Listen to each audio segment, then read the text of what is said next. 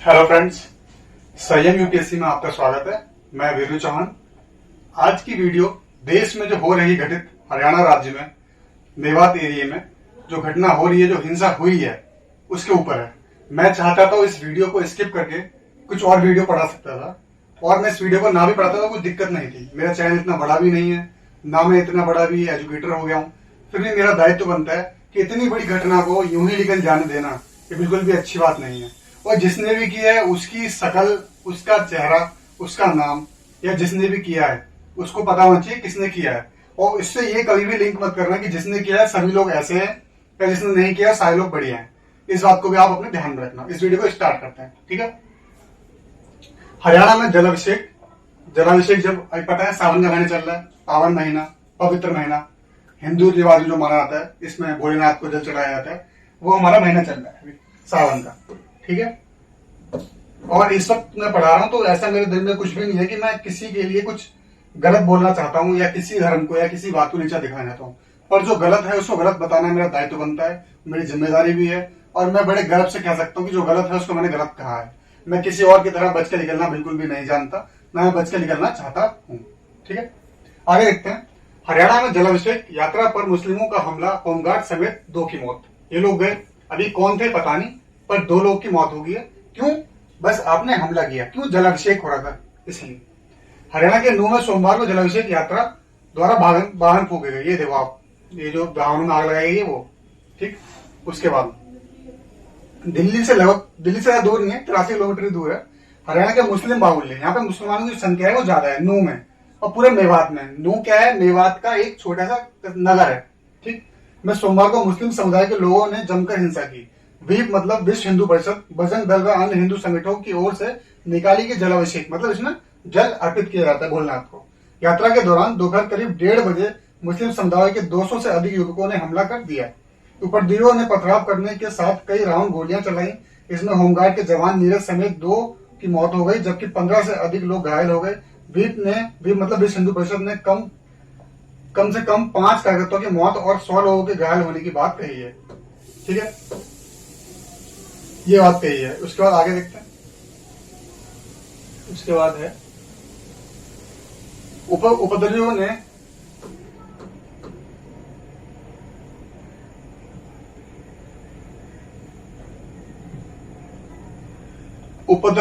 30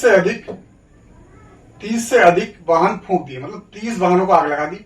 50 से अधिक निजी और सरकारी वाहनों को क्षतिग्रस्त कर दिया, मतलब थाने के बाद जो वाहन खड़े थे ना उनको भी आग लगा दी, ठीक। उसके बाद करीब 3000 लोग मंदिर में छिप गए। जो 3000 लोग थे जो कावड़ देख रहे थे जलाभिषेक को, या जो भी साथ में थे, उनको क्या 7 घंटे तक मंदिर में रहना पड़ा। कितनी बड़ी विडंबना है।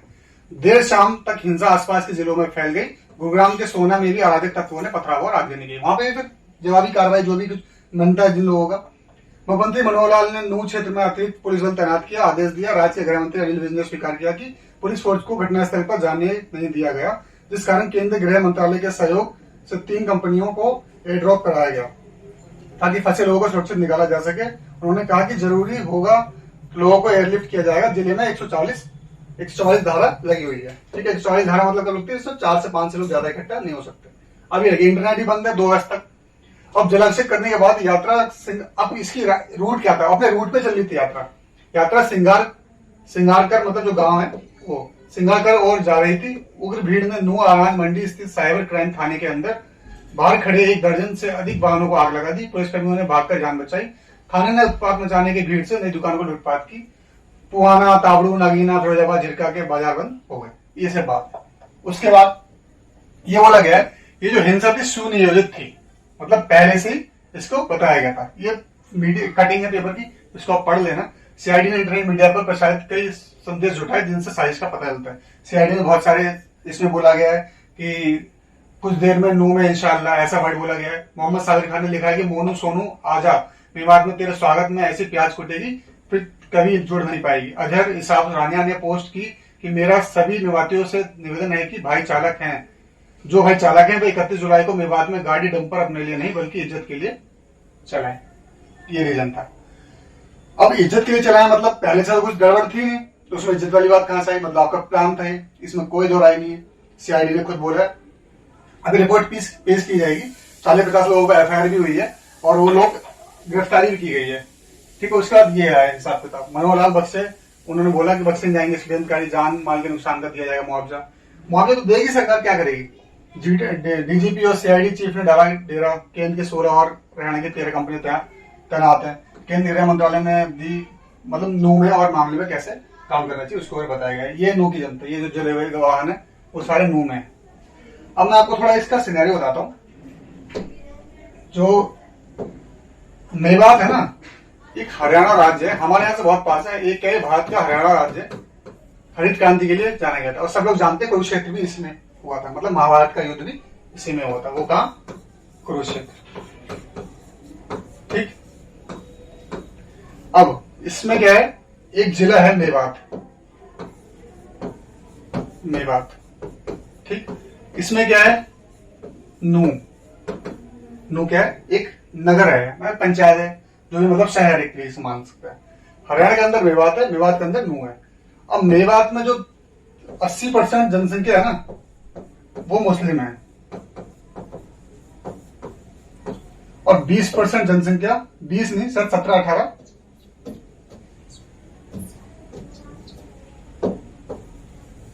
ये 79 है, ये 17 है, ये 18, ये हिंदू है। जो रिमेनिंग है बाकी जो सिख ईसाई बाकी है जो भी है। इस जो जनसंख्या है उसके हिसाब से मुस्लिम बाहुल क्षेत्र है, इसमें कोई दौरा ही नहीं है। 20% यहाँ पे, दूसरे तो वो हिंदू वहां पे और माइनॉरिटी एक तरीके से देखा था। और जब जलाभिषेक लिख रहा था ना, तो जो 80% है ना, उसको ये करना चाहिए था कि इसकी सुरक्षा हमारी 80% की जिम्मेदारी है। जो ये 20% जलाभिषेक हम ले जा रहे हैं भगवान को चढ़ाने के लिए, इनके बीच में कोई भी दिक्कत नहीं आएगी, इसकी जिम्मेदारी हम लेते हैं, और इनकी सुरक्षा ये हमारी जिम्मेदारी है। ये तो भाईचारा था, ये प्यार था आपस का। आपकी 80% जनसंख्या है तो आप ऐसे वार पत्थर चलाएंगे? अभी कुछ दिनों पहले पूरे देश ने मुहर्रम मनाया, पूरे देश में मुहर्रम मनाया गया, 29 तारीख की बात है। एक भी जगह से आपको पत्थर आपकी खबर आई किसी भी तरीके से? क्यों आप लोग इस चीज को नहीं कर सकते क्या? जब मुहर्रम में इतनी शांति से प्यार से मनाया जा सकता है तो बाकी त्योहार क्यों नहीं मनाया जा सकता? इस बात का क्या दिक्कत हो जाती है कोई? और मैं इसे कहता हूं कि ये बात धर्म की नहीं है, ये बात समझ की है।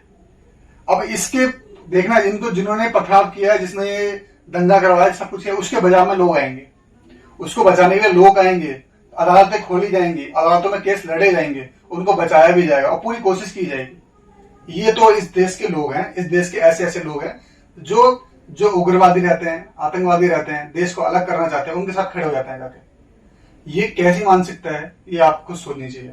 ये किसी धर्म के ऊपर नहीं है टिप्पणी, ये उस धर्म को खुद मान लेना चाहिए जो 80% आपकी, मैं बोलता हूँ पूरे देश में ऐसा नहीं है कि सारे लोग एक जैसे हैं, पर जो 80% जनसंख्या थी उन्होंने ऐसा क्यों नहीं किया कि जो 20% है पुलिस की जरूरत नहीं है, इनकी जिम्मेदारी हमारी है। पुलिस सरकार इसलिए तो लगाती है दंगा फसाद ना हो, 50 सुरक्षाकर्मी लगाए गए थे तो यही कुछ ना हो। और मेवात पूरी ऑल ओवर इंडिया बता रहा हूँ, मेवात में जितनी भी गाड़ियां जाती हैं, ये बात सबको ही पता है पर कुछ होता नहीं है, जितनी भी गाड़ियां जाती हैं वो मेवात में कटने के लिए जाती हैं, चोरी होकर जितनी भी जाती हैं। ये सच्चाई है, इसे कोई झुठला नहीं सकता। जितनी चोरी हुई गाड़ी आती है मेवात में आती है, वहीं कटती है, वहीं बिकती है, सब कुछ वहीं होता है, ये बस सबको पता है। और इस जगह अब इसमें वजह कि इस पे जो अल्पसंख्यक है उस पर अत्याचार हो रहा है। भाई साहब अत्याचार क्यों हो रहा है? जब उस जगह को आपने नर्क बना दिया है तो उस नर्क से लोगों को बाहर निकालने का काम सरकार का होगा, लोगों का होगा, ये तो मानना पड़ेगी बात आपको। इससे ये नहीं कह सकते कि अल्पसंख्यक पे जुल्म हो रहा है। जुल्म किस बात का हो रहा है? आप 80% तो लोगों पर खराब कर रहे हो, किस बात का जुल्म हो रहा है आप पे? यहाँ तो क्राइम फ्री जगह होनी चाहिए मेवात, यहाँ तो 24 घंटे पुलिस सुरक्षा बल होने चाहिए, तब जाके यहाँ पे हालात सुधार होंगे, वरना यहाँ के हालात सुधार वाले नहीं है। पूरी जो बेल्ट है यहाँ पे पथराव, अब जो आसपास की, जैसे मान लो मेवात एक जिला है, वहां पे मुस्लिम बहुल्य समुदाय है, बाकी के जिलों में हरियाणा हिंदू बहुल्य है, तो ये क्या आपस में लड़ जाए? नहीं, और किसी को भी आपस में लड़ने की जरूरत नहीं है। अब मैं अभी बता देता हूँ आपको, जो ये पत्थर मारे ना जिन्होंने, उनको कोई बचाएगा नहीं, वो अंदर सड़ेंगे। और जिन्होंने दूसरे पक्ष से लड़ाई करी है, दूसरे पक्ष वालों ने लड़ाई करी है, उनको भी कोई नहीं बचाएगा, यही बात है। तो इसलिए आप पहला कदम क्यों उठाओ लड़ाई के लिए, किसी भी चीज के लिए? तो इस बात को थोड़ा सोचना, थोड़ा गंभीर मुद्दा है देश के लिए, और हमने यूपीएससी के लिए दिखाया तो इंटरनल सिक्योरिटी से जोड़ सकते हैं। तो फिर भी मैं ये बोलना चाहता हूं, इसका एक ही समाधान है। मैं बताता हूं इस पे, अपने प्लेटफॉर्म पे मैं एक समाधान देता हूं कि ऐसे दंगे नहीं होंगे। क्यों बताता हूं। जितने भी कौन है मौलवी, जितने भी मौलवी हैं,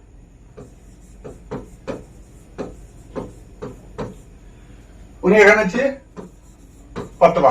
ये तो हर बात पे आप जारी कर देते हो ना, तो आप तो किसी के लिए फतवा जारी करते हो, तो एक अच्छा फतवा आप जारी करो मेरे कहने से, या देश को अच्छा करने के कहने से एक अच्छा फतवा जारी करो, जिसमें यह लिखा जाए कि यदि किसी दंगे में किसी गांव का इंसान आतंकवादी का, मैं सिर्फ इंडिया नहीं कह रहा कि मौलवी करें, सारे धर्मगुरु करें अपने धर्म में, आतंकवादी का साथ देते हुए, देश के विराट को गतिविधि करते हुए, देश का अपमान करते हुए, देश की आंतरिक सुरक्षा को खतरे में पहुंचाते हुए, या फिर ऐसे दंगे में संलिप्त पाए हुए जिस गांव से लोग मिल जाएंगे, उस गांव से पूरा मुस्लिम समाज या पूरा हिंदू समाज अपनी भाईचारा खत्म करेगा, कोई रिश्ता नहीं करेगा, कोई बातचीत नहीं करेगा, उसमें अपने कोई भी काम नहीं करेगा।